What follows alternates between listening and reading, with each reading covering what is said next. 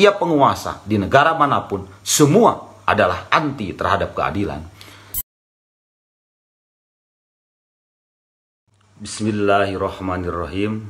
Assalamualaikum warahmatullahi wabarakatuh. Saudara sekalian, pada kesempatan ini saya akan membahas suatu tema lanjutan yang beberapa waktu yang lalu saya membahas soal materialisme, monopolisme. Sekarang saya akan membahas dengan tema khusus ya, tetapi sekali lagi ini adalah masih lanjutan, yaitu sistem materialisme monopolisme sebagai sistem anti keadilan. Saudara sekalian, mungkin saja ya ada yang bertanya, kenapa sih saya selalu membahas tema ini gitu ya, soal sistem materialisme monopolisme ini. Jujur ya, saya akan tetap konsisten membahas sistem materialisme monopolisme ini selama sistem yang menjadi sumber masalah ini belum mati hancur terkubur bumi, saudara.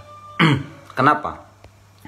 Karena sistem materialisme monopolisme yang dianut atau diterapkan oleh semua negara di penjuru bumi sekarang ini adalah sumber petaka sekaligus sumber bencana, saudara. Alhasil, penyebab inti dari semua kekacauan yang terjadi dalam kehidupan umat manusia. Sistem yang menjadi dalang atas terjadinya perang antar negara, perang antar suku, perang antar kampung, perang antar geng, serta menjadi biang keladi atas terjadinya percekcokan antar saudara-saudara, dan bahkan pertengkaran yang terjadi di rumah tangga. Saudara sekalian, sistem yang menjadi biang keladi atas kacaunya aktivitas ekonomi secara masif mengglobal yang menjadi bagian terpenting bagi kehidupan umat manusia. Juga sistem inilah yang menjadikan cara pandang umat manusia menjadi sangat materialistik dalam menjalin hubungan antar sesama.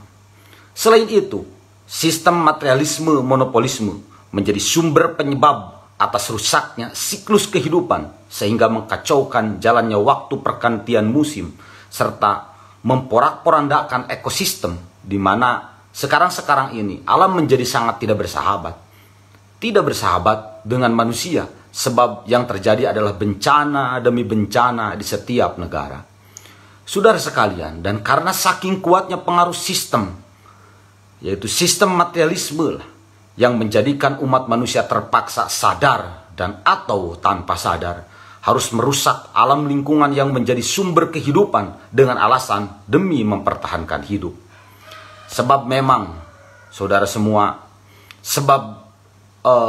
sistem ini yang menjadi sumber penyebab atas rusaknya moral atau mental umat manusia secara masif dan mengglobal. Dan bahkan sistem inilah yang menjadi sumber penyebab atas munculnya serta mewabahnya berbagai macam penyakit, baik yang bersifat psikologis ataupun yang bersifat fisik. Tentu dalam kehidupan umat manusia, saudara semua, tegasnya bahwa sistem inilah yang menjadi penyebab atas terjadinya kerusakan di daratan maupun di lautan. Karena itu, kalau boleh saya umpamakan bahwa sistem materialisme, monopolisme itu ibarat sebuah pohon terkutuk, saudara. Yang secara keseluruhan, kulit-kulitnya penuh dilapisi duri dan dijadikan sebagai pelindung oleh para pemujanya dari sengatan panasnya matahari. Di mana buah dari pohon terkutuk itu sedikit pun tidak bisa menghilangkan rasa haus, serta sama sekali tidak bisa menghilangkan rasa lapar. Dalam arti pendek kata, bahwa setiap sistem materialisme monopolisme itu sumber masalah yang satu pun tidak ada yang bisa kita selesaikan. Bahkan yang terjadi justru masalah demi masalah semakin menumpuk, mengakumulasi persis laksana gumpalan-gumpalan awan hitam yang hampa dari energi positif sehingga sulit terjadinya petir. Dengan begitu terpaksa bumi menjadi kering kerontak sehingga seluruh permukaannya terbelah-belah karena saking rindunya menanti kedatangan hujan. Sama persis ibarat rindunya hati-hati umat manusia sejagat dalam menanti datangnya jawaban demi memecahkan semua permasalahan yang sulit membelit sekujur hidupnya. Saudara sekalian, dalam tema lain saya telah membahas sekaligus telah menjelaskan ya bahwa sekilas sistem materialisme monopolisme itu sistem yang menegasikan tentang keadilan. Nah, dalam kesempatan ini saya akan lebih memperjelas bahwa sistem materialisme monopolisme itu bukan saja menegasikan soal keadilan, saudara, tapi bahkan mutlak anti keadilan. Dalam arti sama sekali sangat tidak mengenal tentang keadilan atau buta terhadap keadilan. Kenapa? Karena sistem materialisme monopolisme adalah sistem yang memiliki prinsip wajib mengeksploitasi umat manusia. Dan prinsip itu lahir serta kuat tertahan akibat cara pandang dalam mendefinisikan manusia yang total dipahami dan dijustifikasi sebagai makhluk jahat serakah. Karena itu, menurut sistem materialisme monopolisme, wajib hukumnya manusia itu diatur dengan super ketat. Dengan cara memonopoli, mengeksploitasi semua manusia yang menjadi kebutuhannya, dengan harapan semua agar supaya kehidupan umat manusia bisa damai dan teratur. Saudara semua, namun faktanya bahwa ternyata apa yang menjadi harapan sistem materialisme monopolisme itu terpaksa harus kandas, saudara. Alhasil, jauh untuk bisa kesampaian. Kalau boleh saya gambarkan, bahwa apa yang dilakukan dan diharapkan oleh sistem materialisme monopolisme itu persis ibarat seorang yang berupaya memaksa unta supaya masuk ke lubang jarum, saudara. Atau persis ibarat seorang kakek-kakek yang ompong bersih tanpa gigi ingin mengunyah potongan-potongan daging mentah selembut-lembutnya. Tentu saja yang terjadi bukannya menelan, melainkan terpaksa wajib kesel. Saudara sekalian, memonopoli, mengeksploitasi adalah perilaku yang mutlak bisa dipandang sebagai perbuatan jahat atau zalim. Suatu perilaku yang amat sangat bertolak belakang dengan apa yang kita sebut adil. Sehingga tentu sangat logis atau beralasan jika sistem materialisme monopolisme dipandang suatu sistem yang mutlak disebut anti keadilan. Kesimpulannya bahwa setiap pemerintah di negara manapun semua sesungguhnya sama, yaitu anti terhadap keadilan. Dalam arti mustahil akan memberi keadilan terhadap masyarakatnya. Sehingga sangat salah dan atau bahkan amat sangat bodoh, saudara, kalau kita manusia yang notabene sebagai makhluk punya akal, punya rasa, malah meminta, memohon, mengharap, dan atau menuntut keadilan pada para penguasa yang jelas-jelas mutlak bisa disebut sebagai kelompok yang anti terhadap keadilan. Jika digambarkan, saudara semua, bahwa permohonan seperti itu persis kita mengharap harimau tidak menerkam babi hutan yang menjadi makanan favoritnya. Saudara sekalian, terkait hal ini pasti ada yang penasaran, ingin bertanya. Tapi misalnya kenapa faktanya semua penguasa di negara manapun tetap bicarakan dan bahkan rajin mengumandangkan soal keadilan, kerukunan, kedamaian, dan bahkan soal kesejahteraan. Saudara, perlu kita ketahui, hal itu mereka lakukan karena alasannya bahwa yang dihadapi atau yang dimonopoli kan objeknya itu manusia. Yang dieksploitasi itu kan objeknya manusia oleh para penguasa itu. Bukan hewan ya, atau binatang. Tetapi manusia sebagai makhluk yang punya akal dan punya rasa. Artinya, demi mendapatkan legitimasi kekuasaan, maka otomatis secara alamiah atau hukum alam, semua penguasa akan menggunakan strategi melalui pendekatan wacana the basic of humanity atau dasar-dasar kemanusiaan. Dengan demikian, saudara, penting untuk dipahami bahwa pendekatan itu adalah upaya dari tipe muslihatnya untuk meninabobokkan umat manusia supaya percaya penuh terhadap semua janji-janji surgawinya. Padahal faktanya sampai sekarang, setelah dilalui selama ribuan tahun, tetap saja janji-janji surgawinya itu sama sekali tidaklah terbukti. Alhasil hanyalah omdo belaka. Kenapa, saudara? Kenapa demikian? Karena bagaimana mungkin sistem yang nyata-nyata mutlak anti keadilan ini, dalam arti senantiasa melakukan kezaliman, malah menjanjikan soal kedamaian, kerukunan, dan bahkan malah menjanjikan soal kesejahteraan. Sungguh ironis, saudara. Justru faktanya, semua penguasa di negara manapun senantiasa mendapatkan protes, bahkan seringkali didemo oleh masyarakatnya secara luas. Diakui maupun tidak bahwa aksi demonstrasi yang dilakukan masyarakat itu merupakan buah dari sikap ketidakadilan para penguasa yang memang wataknya sangat tidak mengenal tentang keadilan.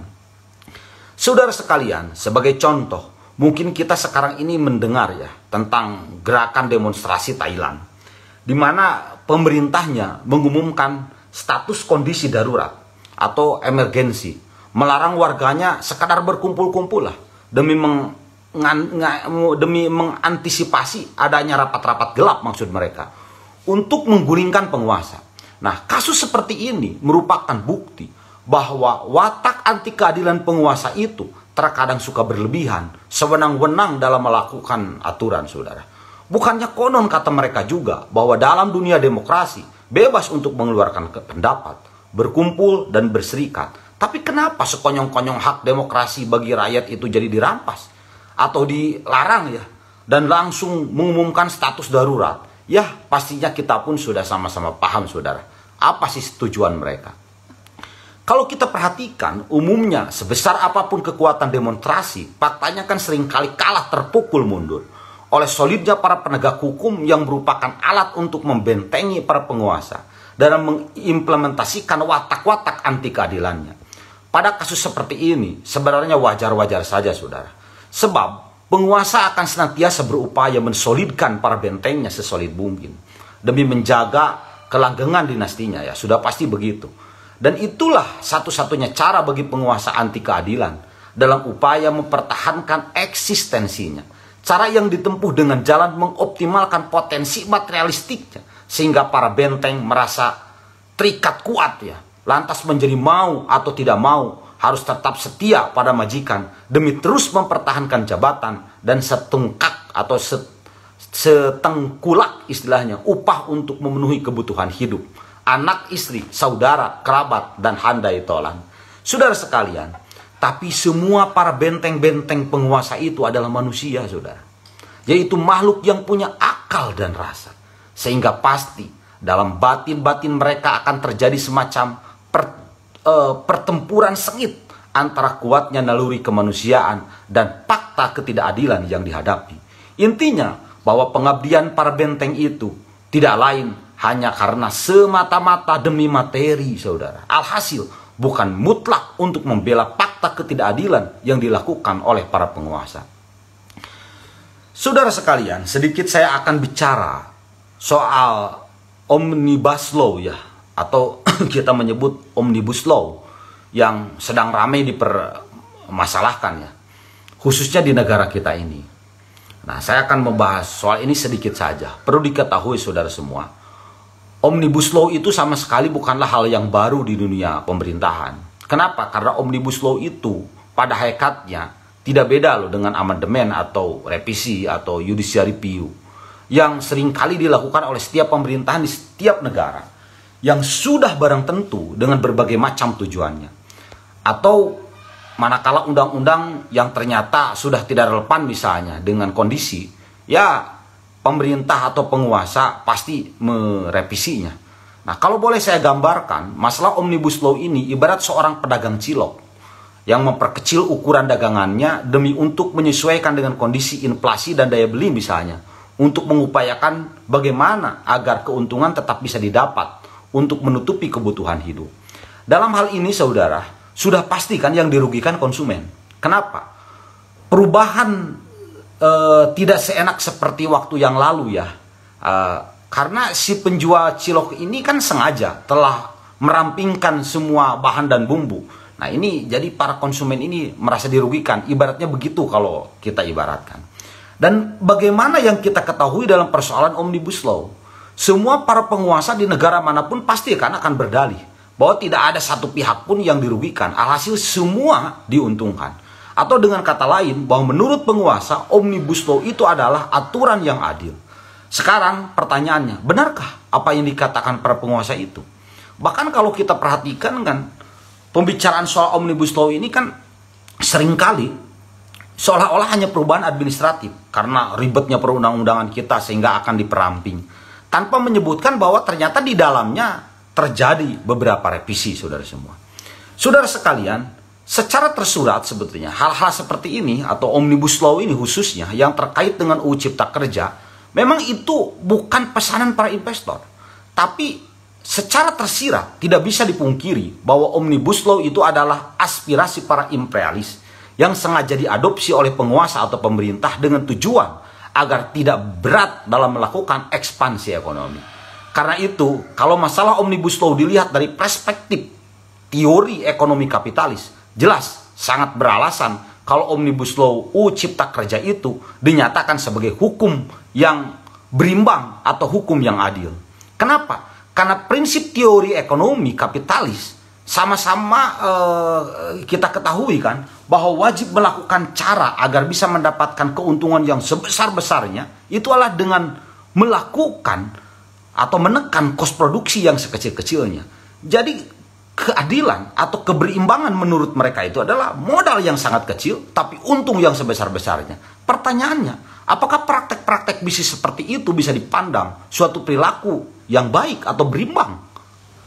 Atau jelasnya, apakah praktek-praktek bisnis seperti itu bisa dipandang sebagai suatu perilaku yang manusiawi? Saudara sekalian, terlebih, apalagi kalau praktek bisnis tersebut di backup penguasa atau negara, dengan difasilitasi regulasi-regulasi, monopoli demi untuk memperlancar usaha. Pendek kata, intinya bahwa Omnibus Law yang terkait Undang-Undang Cipta Kerja itu adalah karpet merah, saudara semua, bagi investor. Namun sebaliknya bisa dikatakan kain kapan untuk masyarakat dan buruh. Dengan berbagai risiko yang harus dihadapi sesungguhnya dalam persoalan ini, pemerintah ini terpaksa pada hakikatnya, saudara, harus rela untuk menjatuhkan harga diri di mata para investor.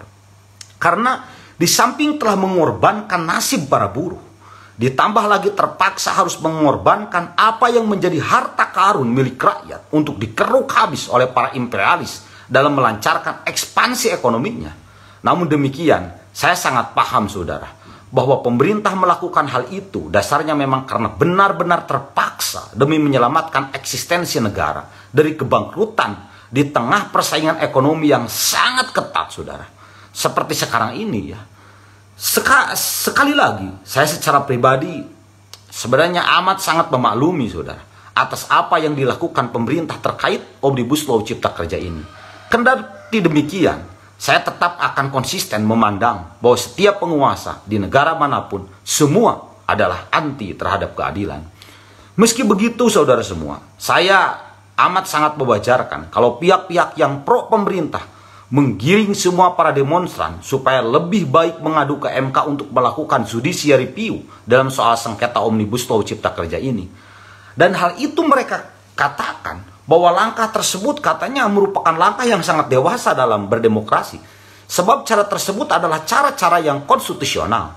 Terkait hal itu, perlu kita pahami, saudara, bahwa itu merupakan strategi monopolisasi penguasa yang telah dirancang jauh-jauh hari. Secara rapih tentu, tersusun sedemikian rupa, supaya terlihat etis, logis, dengan tujuan sebetulnya untuk mengendorkan tensi demonstrasi itu sendiri. Serta jauhnya demi untuk melumpuhkan tenaga para demonstran. Kenapa saya katakan demikian? Karena meski bagaimanapun, MK itu kan adalah suatu lembaga negara atau lembaga tinggi negara yang eksistensinya wajib untuk lebih memperhatikan apa yang menjadi kepentingan negara atau pemerintah.